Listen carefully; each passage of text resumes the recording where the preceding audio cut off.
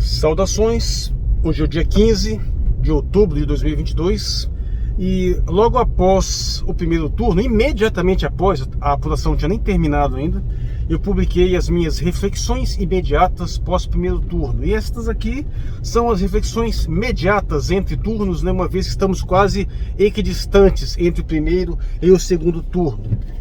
E eu estou cada vez mais desconfiado de algumas coisas aí possivelmente tenham ocorrido ainda nessa temática da estranheza dos resultados da eleição, né? Porque com a insistência do governo em perseguir os institutos de pesquisa, sabendo que todos eles fizeram pesquisa, que o próprio governo Bolsonaro encomendou pesquisas, vários políticos encomendam pesquisas pessoais, existem vários institutos de pesquisas, além desses maiores, como IPEC, IPESP, esse que é o Datafolha, o que era Globo lá, Quest, além desses tem vários outros, né?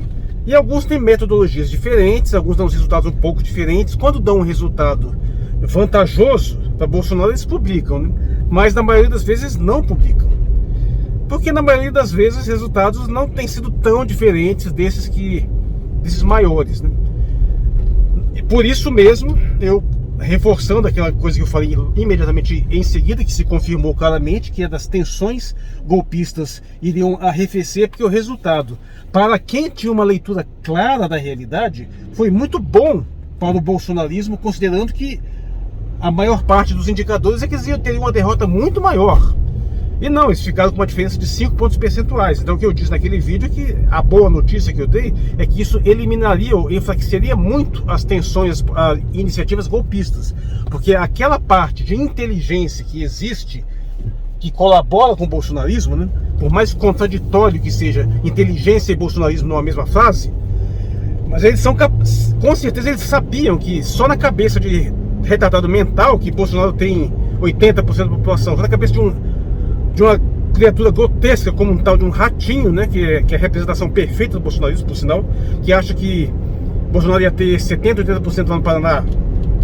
Não, as pessoas sabem, podia até não ter esses resultados que estavam mais consolidados pelos institutos maiores, mas que teria aquele resultado que, por exemplo, Bolsonaro ia ganhar no primeiro turno com 60% dos votos. Cara, quem pensa, quem tem cabeça, sabia que isso é impossível.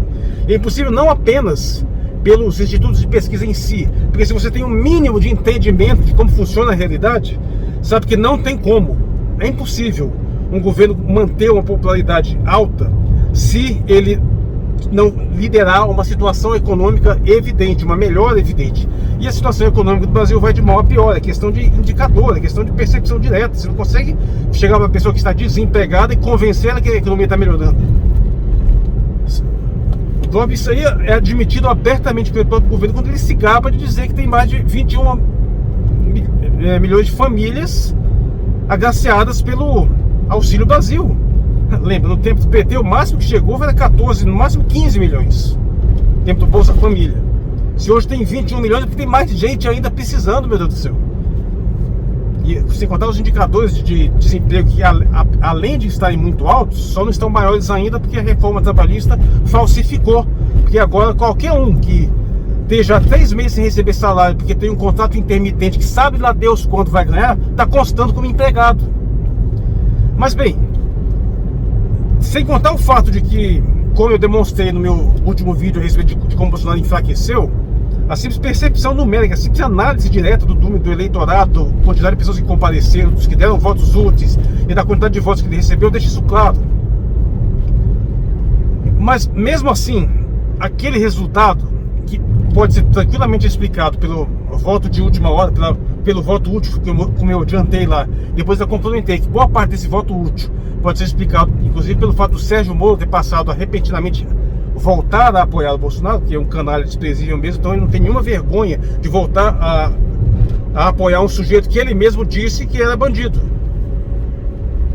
que interferiu diretamente na Polícia Federal para proteger uma quadrilha. Ele disse isso e agora está se bandiando para o sujeito, porque o Sérgio Moro não tem um pingo de decência. Mas bom, o fato é que não tem como ele ter um resultado realmente bom em termos eleitorais. Ele nunca teve a mesma popularidade que Lula. nunca teve não só aprovação, como nunca teve a mesma quantidade de votos do Lula. Eu coloquei os números naquele vídeo lá, viu? Com tudo isso, apesar da questão do voto útil, essas coisas ajudando a explicar, a questão da abstenção ter ajudado a explicar, começa a ter umas... Ainda assim é um pouco estranho esse resultado, tem voto demais. E o que poderia explicar talvez um número anormal de pessoas votando em Bolsonaro? Proporcionalmente, né? De ter conseguido 43%. Ao passo que na eleição anterior conseguiu 46%. Mas ainda assim conseguiu muito. Bom, claro, grande parte o uso da máquina pública a favor, é evidente, tem esse efeito. Não vamos nos esquecer que pela primeira vez na história desse país alguém conseguiu emplacar uma condição de exceção, né, para poder fornecer um auxílio, uma medida assistencialista de caráter escancaradamente eleitoreiro. Isso nunca foi feito antes. Ele conseguiu atropelar uma série de irregularidades e conseguiu fazer isso. Conseguiu fornecer uma série de auxílios, uma série de subornos, né?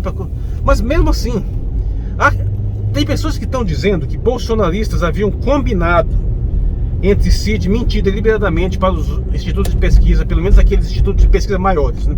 Ou seja, eles chegariam e, uma vez que ele fosse entrevistado por eles, eles esconderiam. Veja, não é o voto envergonhado, é um voto deliberadamente omitido. Para quê? Para que depois os institutos dessem resultados errôneos. E aí eles utilizassem isso para poder, como uma justificativa para perseguir os institutos, como estão tentando fazer. Estão querendo abrir até a CPI do Instituto de Pesquisa, que não é a primeira vez, já aconteceu antes, mas... Bom, eu sou um pouco cético com relação a essa possibilidade, porque não teria como uma estratégia dessas não vazar. Alguém denunciaria isso em algum momento. Mas eu não duvido nem um pouco que muitos bolsonaristas tenham feito isso. Só que eles jamais fariam isso declarando voto no Lula.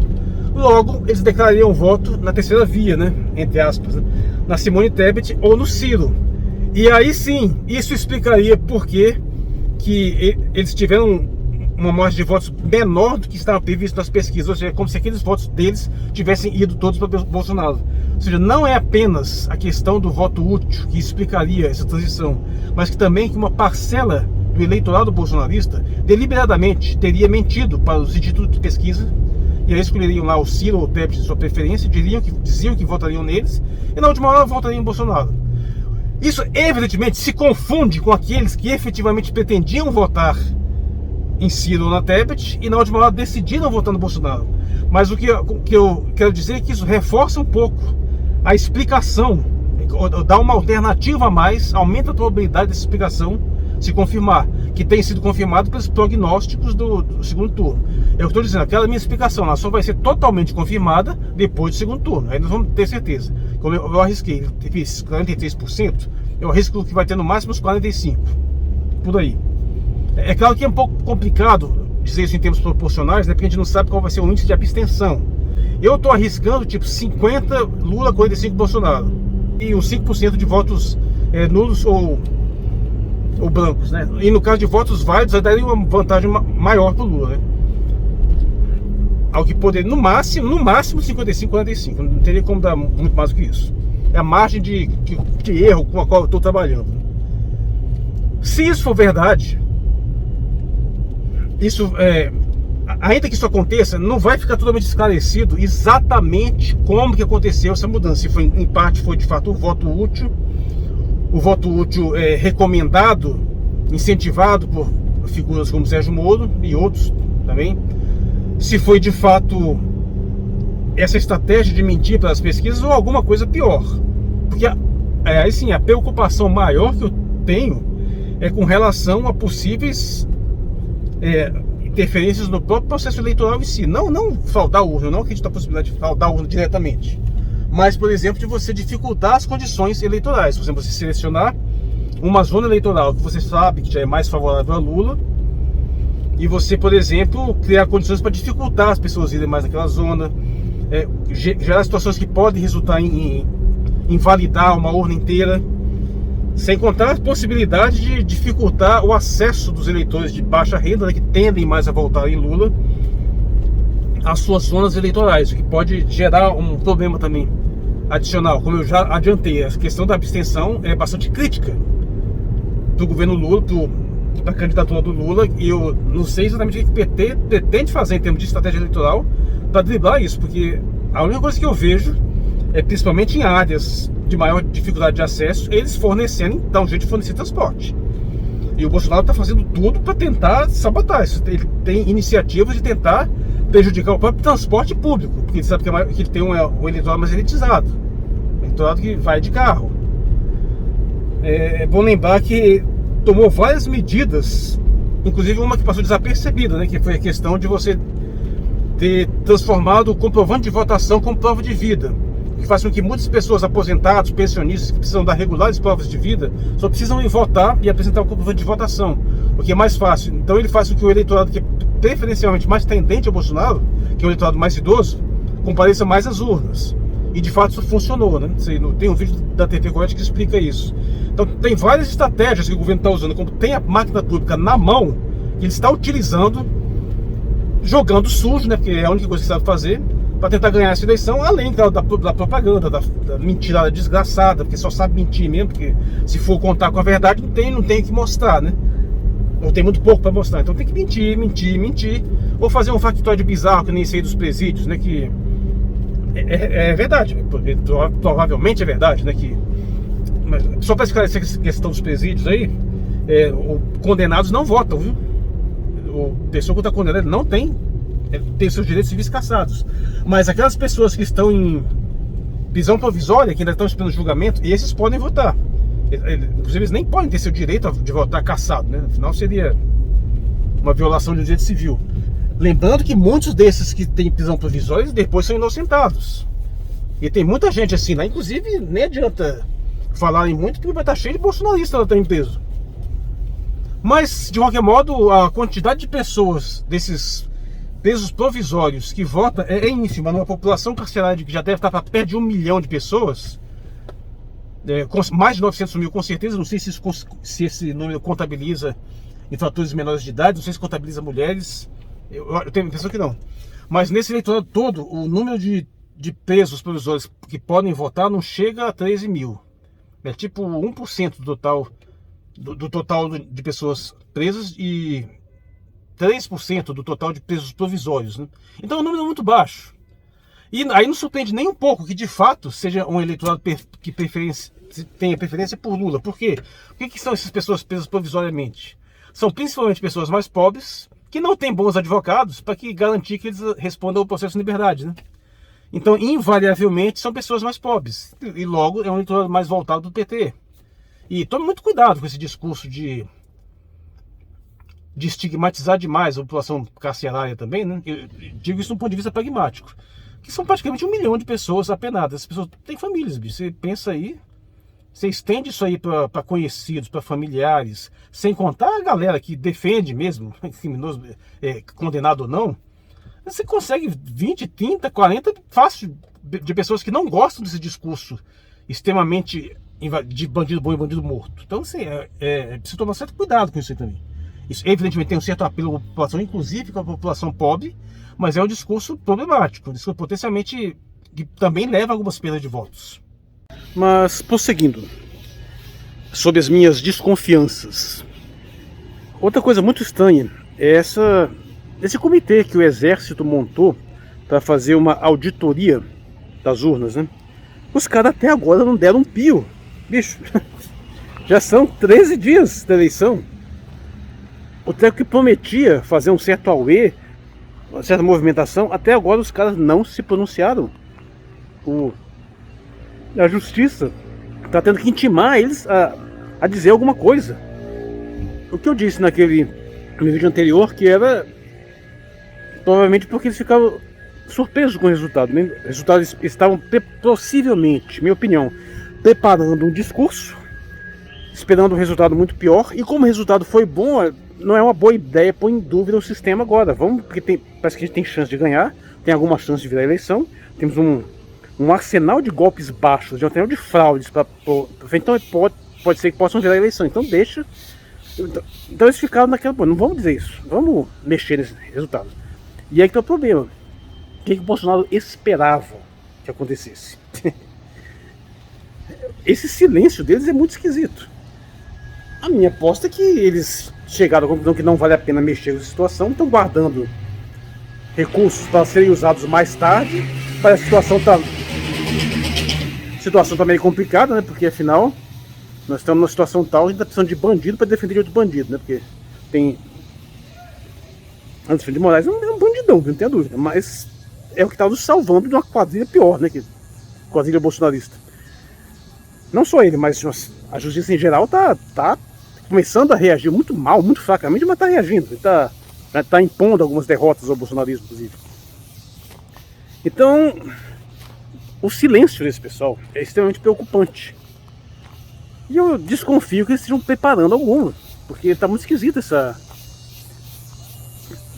essa pasmaceira deles. O que a gente pode efetivamente esperar, que eu acho que é o mais certo, é o mais provável? Possibilidade de escaramuças golpistas? Sim, é possível. Mas eu duvido que elas sejam muito grandes e muito bem organizadas. A essa altura já não... Acho que a possibilidade de acontecer algo ao ponto de exigir uma intervenção constitucional ou militar, eu já acho que caiu bastante depois dessa. Mas ainda não creio que não creio que seja impossível. O que mais provavelmente é que agora Bolsonaro está se preparando para guardar a capital política para um futuro. Então é absolutamente crucial manter o discurso de que as duas foram fraudadas. Assim que ele perder a eleição, vai dizer que é fraudado mesmo, então não tem jeito. Isso aí não adianta você demover o canalha louco da sua canalice, da sua loucura. Esse discurso está inevitável. Mantendo esse discurso, vai tentar sustentar essa ilusão de que ele tem a maioria da população. Não tem. Isso aí é bom deixar claro. Ainda que esses 43% que ele teve, na verdade até aqueles 46% que ele teve na eleição passada, não é 46% da população. Deixa isso bem claro. Mostrei os números lá. O que o Bolsonaro tem efetivamente de pessoas que estão dispostas a votar nele em termos de faixa populacional é mais ou menos 1/3 da população. E desse 1/3, eu digo que a maioria não é bolsominion, não é aqueles fanáticos, é aqueles mais de ocasião, é aqueles que está comprando com voto, basicamente, pragmaticamente. Mas ele precisa manter a ilusão de que tem a grande maioria populacional, que a grande maioria está sendo vítima de uma estratégia elitista, né? É engraçado porque a faixa de renda do eleitorado dele é a faixa elitista. Para quem que a situação brasileira está realmente boa? Para multibilionário, para eles está ótimo. As taxas de juros, o sistema, o mercado, está muito bom. Continuar investindo em dívida, em tesouro direto, continua ótimo. Então aquela galera lá em cima está numa boa, não tem. Isso poderia estar melhor? Isso pode estar contra o Bolsonaro? Pode. Eles preferiam que tivesse um presidente tão deslocado, tão insano, tão sórdido, que afasta investidores estrangeiros, que gera tensões até mesmo com os Estados Unidos. Então eles preferiam alguém melhor, mas para eles está bom. Possivelmente a maioria deles está melhor do que estaria com Lula.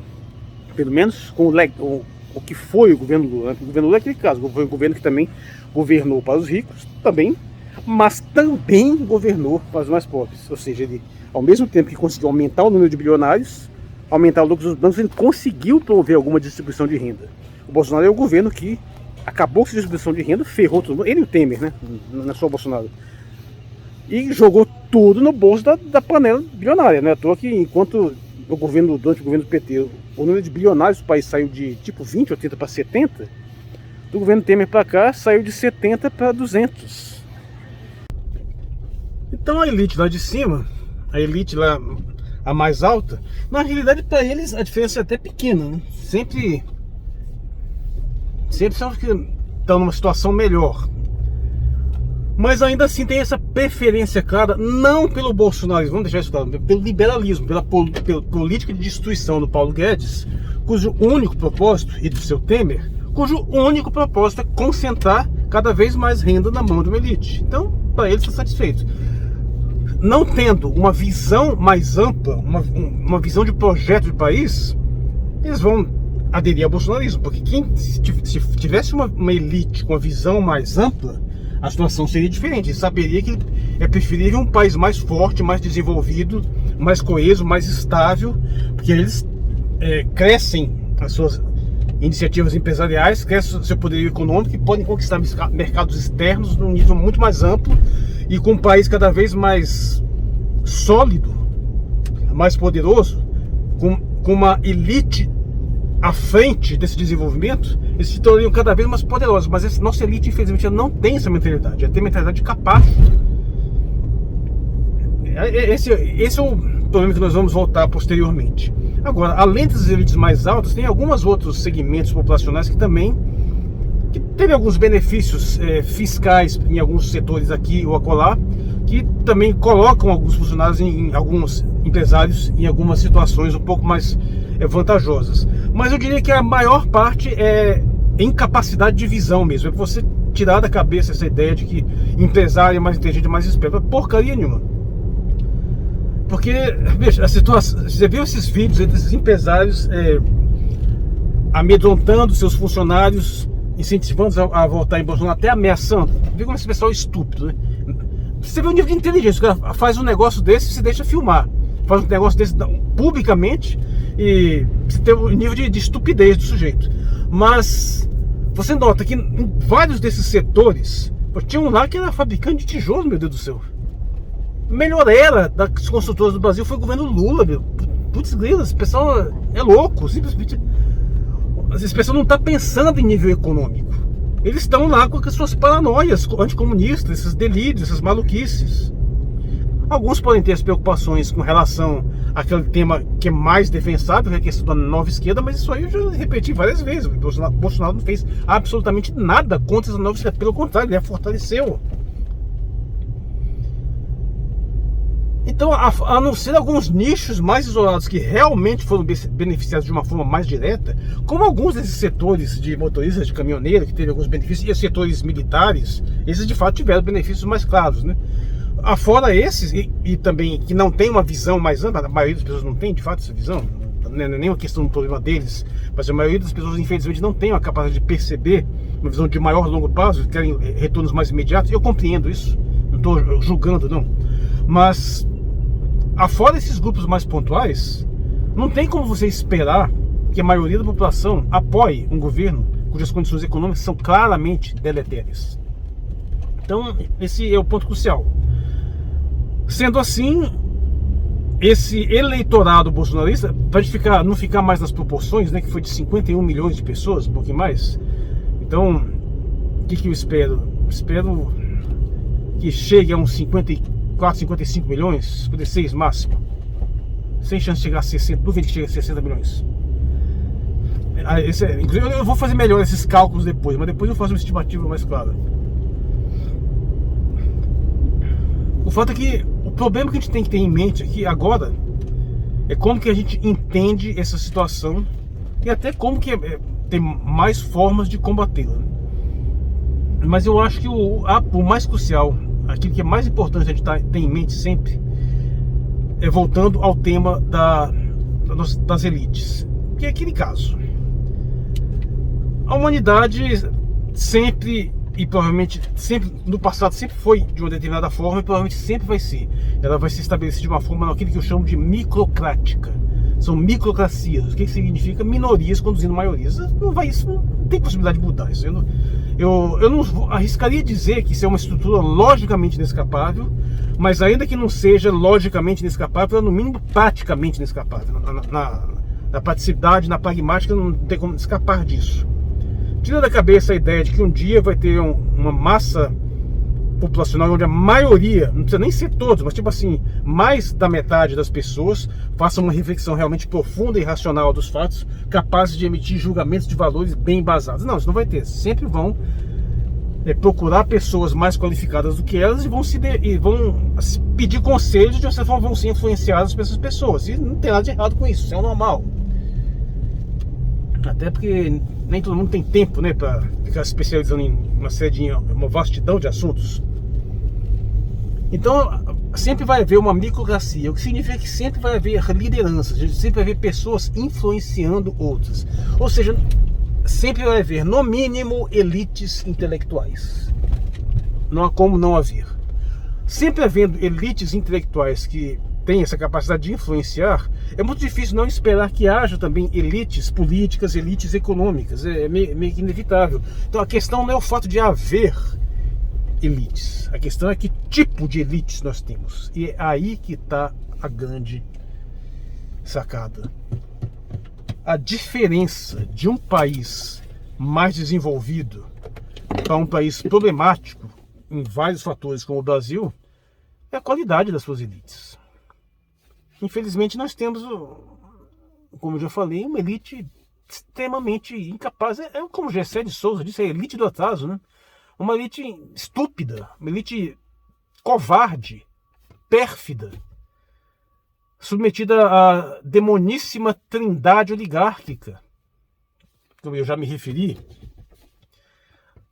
Existem segmentos melhores desse lei, claro que existem, mas lamentavelmente, dada a sua constituição histórica, o Brasil acabou tendo esse legado de uma elite extremamente corrupta, extremamente pobre, extremamente estúpida, extremamente submissa, elite que odeia o próprio país. Vamos voltar naquela velha ladainha absolutamente correta a respeito da diferença de colonização da América do Norte, principalmente da América do Sul. Não é porque os ingleses são melhores que os portugueses, não. Inclusive por questões climáticas, as colônias mais ao norte, especialmente Estados Unidos e Canadá, foram selecionadas com o objetivo de povoamento. Lá não tinha civilizações muito avançadas, eram povos mais nômades. Então foram povos que foram superados com mais facilidade, e exterminados, né, em grande parte, foi genocídio mesmo. E nós tivemos um processo diferenciado. E o objetivo é realmente ir para aquele país, criar uma nova civilização ali e desenvolvê-lo, enquanto a mentalidade que predominou na maior parte da América Latina era mais uma mentalidade de exploração colonial mesmo. Isso fez com que grande parte da estrutura social que nós temos hoje ainda é resultante de uma ideia de que aqui é um local para você explorar, mas o local onde você vai viver sua vida, você vai aplicar é lá fora. Então você vem para aqui, você extrai, você explora, você tira e você leva para fora, leva para a metrópole. A mentalidade da elite brasileira, de grande parte da elite brasileira até hoje, ela é assim. Aqui ela explora, mas ela vai gastar nos Estados Unidos e na Europa. Uma vez que os Estados Unidos assumiu o lugar da Europa, daquele imaginário anterior, né? Ou seja, aqui é um país que eles odeiam, um país de gente ignorante, de gente estúpida, um país de merda, como eles mesmos vivem falando, onde você explora, tira, arranca o couro, e esse dinheiro você pega, você gasta lá fora, se não indo lá para fora, mas pelo menos consumindo as coisas de fora, querendo ser uma pessoa de fora, assumindo uma identidade externa, importando ideologias externas. Isso contamina não só uma elite mais fechada, mas isso contamina até mesmo a classe média alta, a classe média regular. Nós temos essa... Isso, não tem nem como a gente fugir muito disso, né?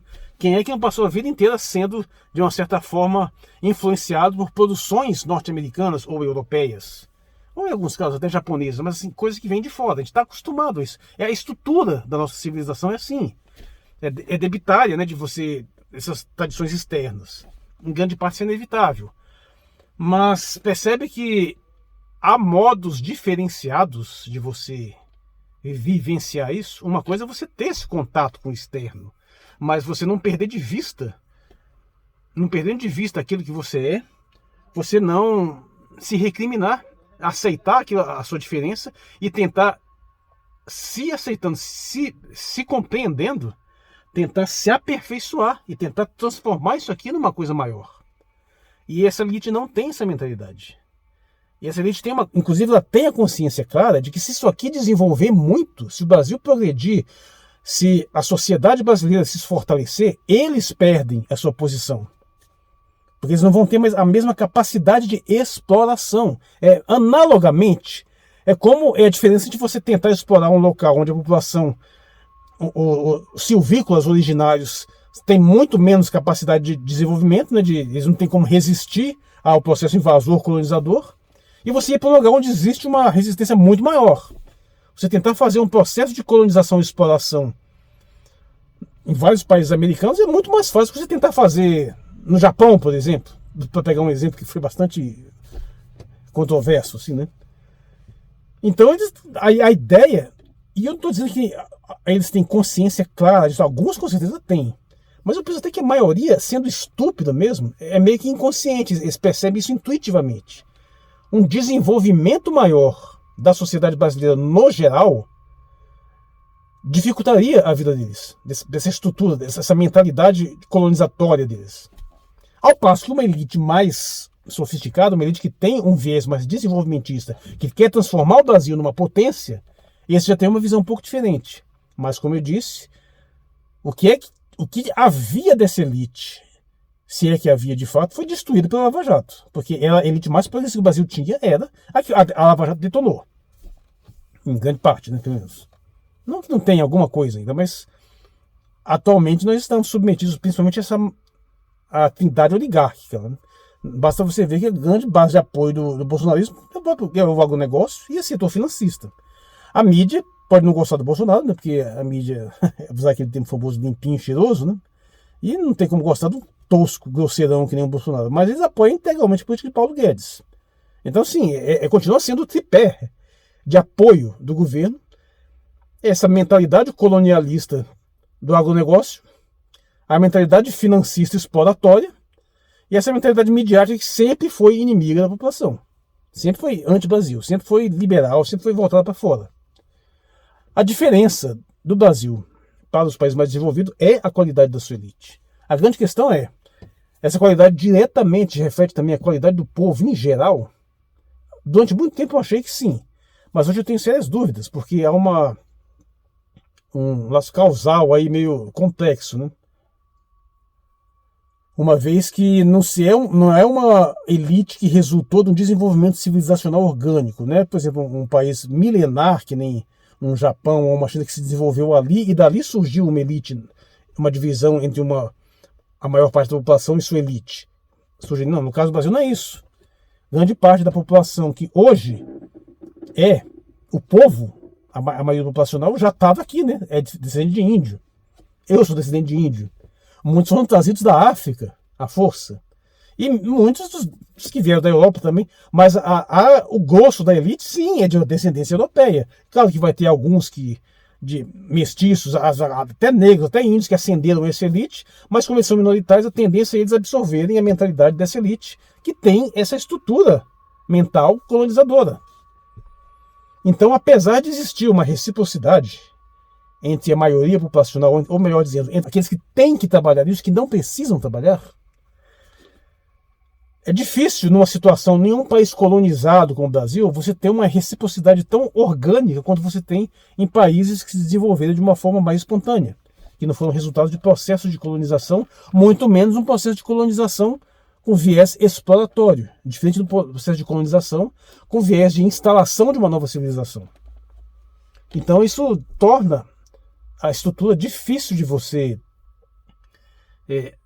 examinar, da mesma forma como você examina outras estruturas sociais de outros locais que se desenvolveram de uma forma diferente ou que tiveram modelos de colonização diferentes.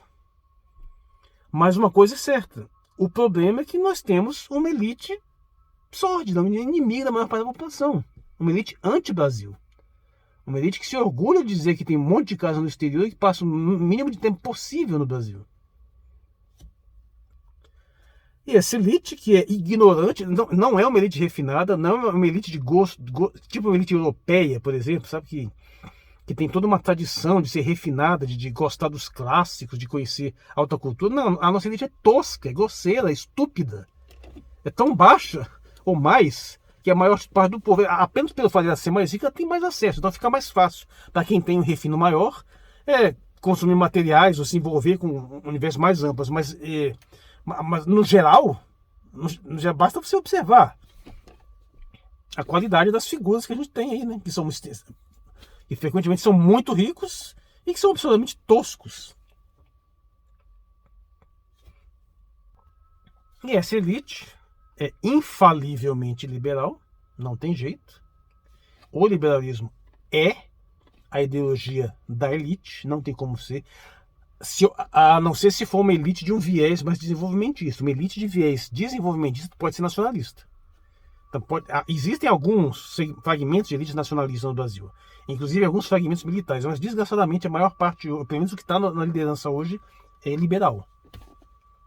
É mentalidade colonizatória. O Brasil é colônia, serve para fornecer insumos para o resto do mundo, serve para ser explorado, para que essa elitezinha aqui se finja de europeia.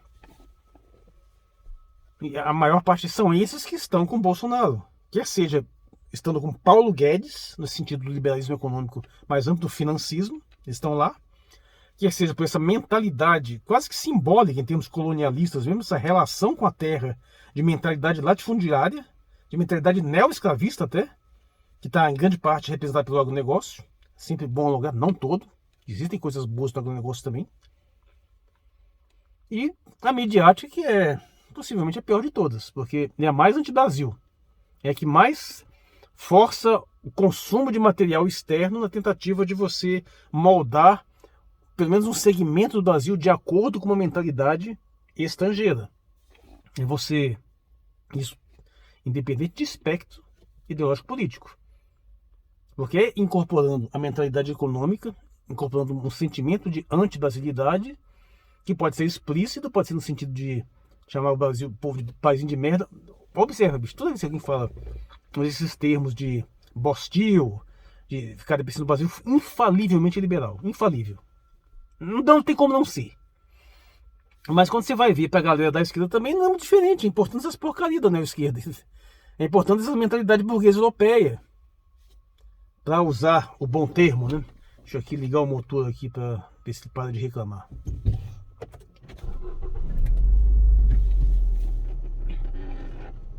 Então é a qualidade da nossa elite que faz a diferença.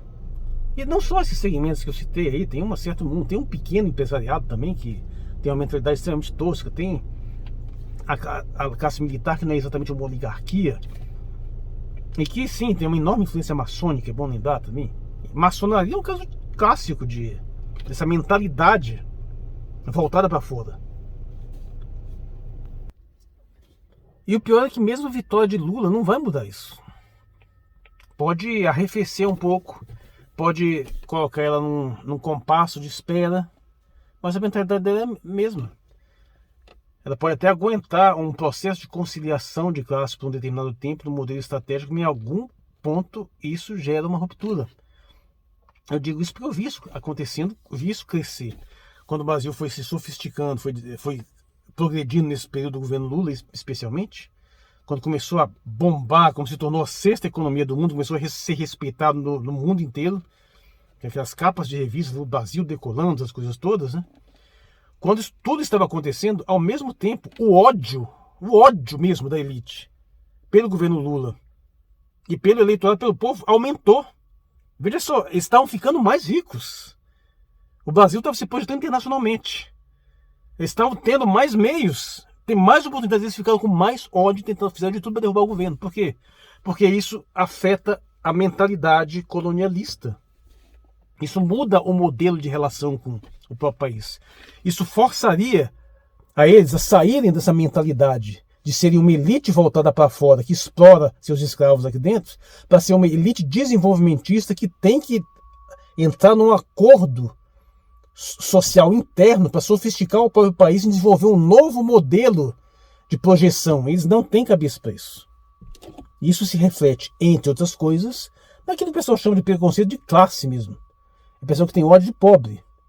E não é por causa disso ou daquilo, não. É ódio pela condição social em si.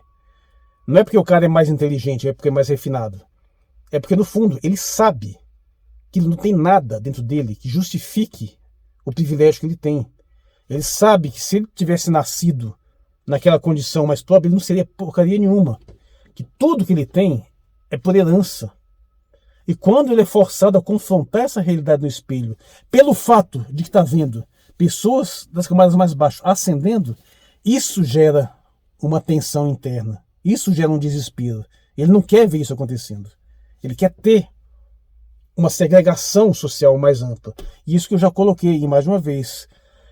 Se você tem uma distância assim, Você às vezes pode pensar que essa elite preferiria isso assim, né? Ou seja, os de baixo subindo, mas não. Se eles estão assim, eles preferem cair e jogar os outros mais para baixo ainda. É mais seguro. Porque tem limites para o desenvolvimento, muitos claros para o desenvolvimento intelectual, mas não tem um limite tão claro para o desenvolvimento econômico.